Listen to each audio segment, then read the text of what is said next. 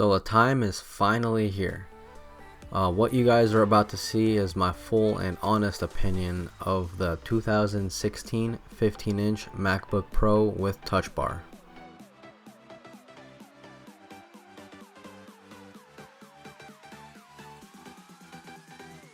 Now, aside from this computer being aesthetically pleasing to the eye, there has been many controversies around this 2016 model in regards to the battery life, which I will cover in this video. I will also cover the keyboard noises and honestly if the touch bar is a gimmick or not. Okay, aside from all the Apple bias, I will give you the honest truth to this whole touch bar. Is it a gimmick? Maybe. It depends how you use your computer. Me personally, whenever I'm editing a very large file and I get tired of using the trackpad, the touch bar actually saves my butt a lot. Or even more likely whenever I'm using, the browser. Instead of, actually typing it in, I can just click on it. I can have multiple favorites on there so they automatically pop up whenever I open up a new tab, as you guys just saw. I mean, honestly, it all depends on how you use it. If you use it to its full potential, no, it's not a gimmick. If you use it just every now and then and you're not really getting to, get to know it, then sadly, yes, it is a gimmick because you're not actually taking advantage of a pretty powerful tool.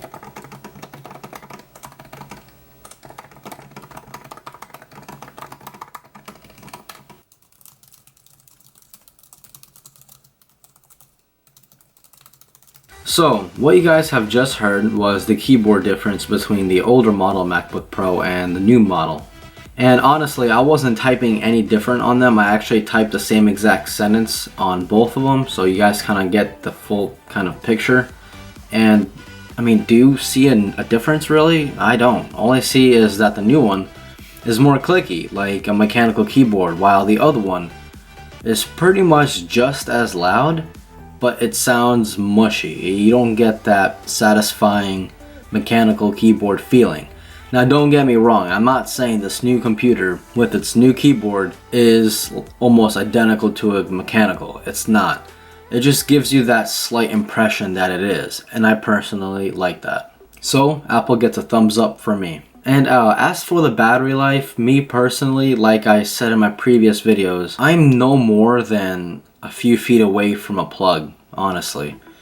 This laptop either stays at home where the plug is like right there, or it goes to my work where the plug is like on the wall, literally right behind the MacBook. So for me personally, it's not a big deal, but I did do a small test yesterday to see how long the battery would last if in case I do decide to, take it out somewhere without a charger. I don't know, maybe a car trip, stuff like that. And for me personally, just browsing the web here and there, streaming a few episodes of Netflix, and I think I actually photoshopped the thumbnail to this picture during the time that I was testing the battery, and I got about 6 hours. I mean, that's not horrible, it's not extremely great.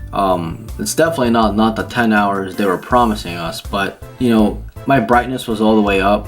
I do like to have my brightness up all the way. My keyboard lighting was up all the way. So maybe if it was like 50% on the screen and about 100% off on the keyboard, it would last maybe 7 hours. I don't know. It's okay. For me, the battery is okay. I like it, to be honest. Performance. We all want to know what the performance is of the new MacBook Pro. And let me tell you, it's actually not that bad. It's really good. People for some reason are saying it cannot edit 4K video. Guys, it can edit 4K video, okay? It all depends what you're using. If you're using Final Cut Pro, this thing will edit 6K video. I don't care. It will do it easily like butter, okay? But if you're using Premiere Pro, not even the similar spec PCs can edit 4K on Premiere Pro. You have to set it down to 1/4 the resolution, which is pretty much 1080p. Then it plays normally. So if you have a PC that can play 4K video or edit 4K video smooth like butter on Premiere Pro, you have some great specs, because Premiere Pro just doesn't handle optimization like Final Cut Pro does, obviously, because Final Cut Pro is made by Apple and it's only for Apple machines, so it makes sense. But yeah, the performance is great. As you guys saw, I tested out streaming in 8K video connected to my 4K TV. I was mirroring it and it was streaming it without any problems. If you guys want to check that out, I'll put a little card up for you guys to click on and see. But performance is no issue for me, okay? If you do a lot of 3D work, if you do a lot of, like, I'm talking about raw 6K footage, if you do, you know, just particularly 3D, I'm gonna try to stick on 3D. If you do a lot of that, if I were you, I would either upgrade to the 4GB video RAM version, or I would completely not buy the Mac and stick with PC. There's nothing wrong with PC, there's nothing wrong with Windows.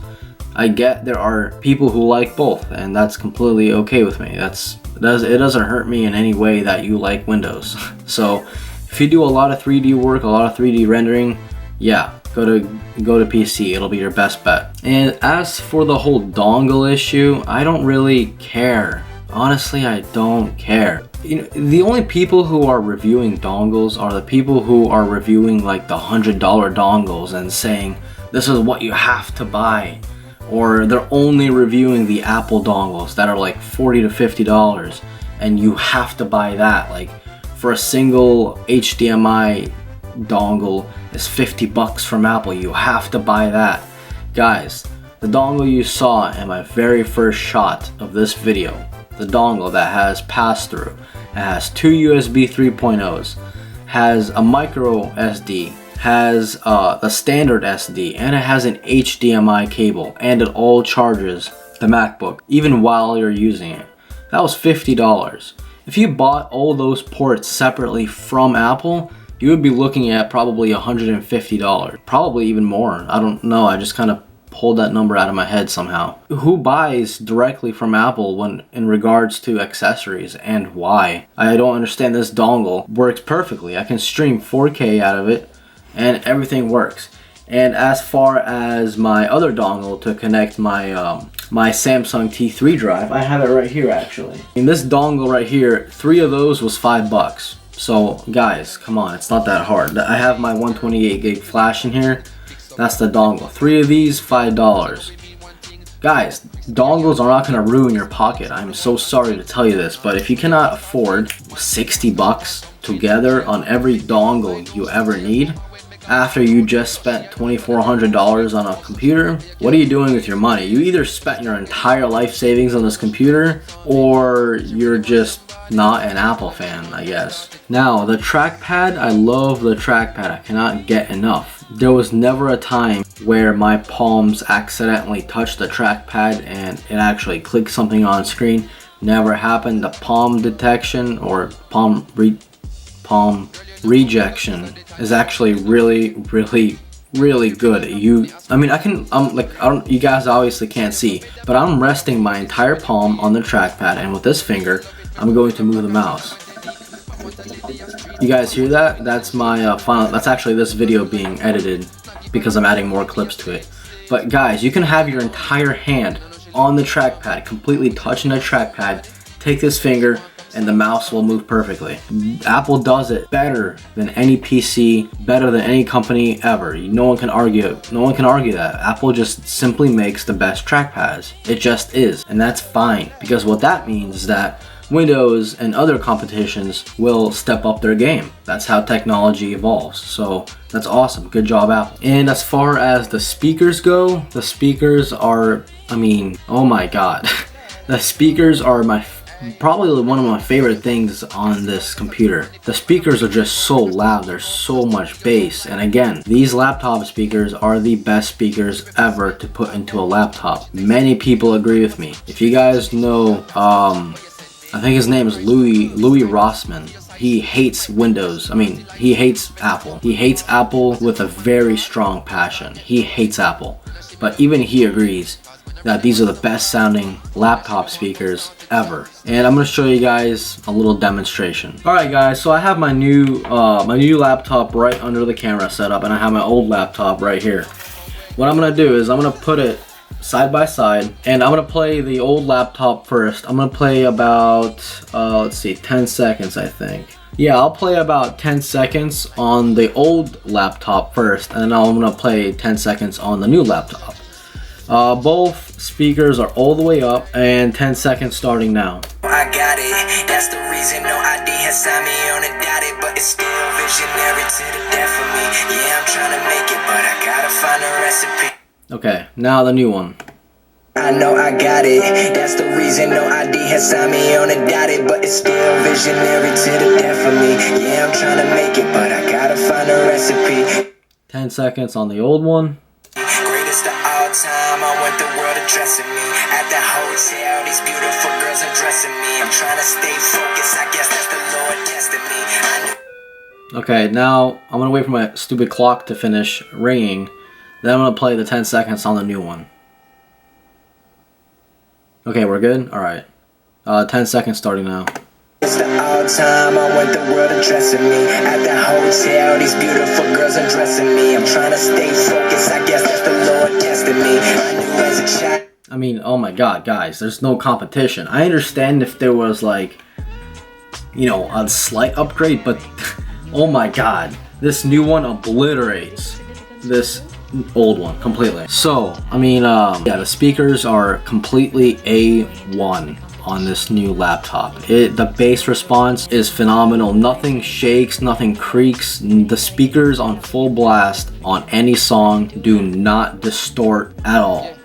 Oh my, it's insane. I've never heard anything like this, guys. Go to an Apple store or Best Buy or whatever and try it out. I'm telling you, these will be the best laptop speakers you have ever heard in your life. Hands down, no questions asked. Also, one last thing before I kind of, you know, end the video is the fan speed and well, particularly the fan noise. This computer is silent. My 13-inch is more loud than this computer. The only time the fans really kick in is if I'm editing 4K video and it's rendering, or if I'm streaming 8K video, like that one 8K video that I streamed that I told you guys about. That video, yeah, the fan sped up, but it was only slightly. The only time I ever, and I just tested this out just to be, you know, just to be curious. I tested out like when does the computer actually really kick in its fans? And the only time it does is if you're editing 4K video and you're also streaming 8K video to an external monitor. That is the only time I ever got the fans to really kick in to the point where I heard them subconsciously, like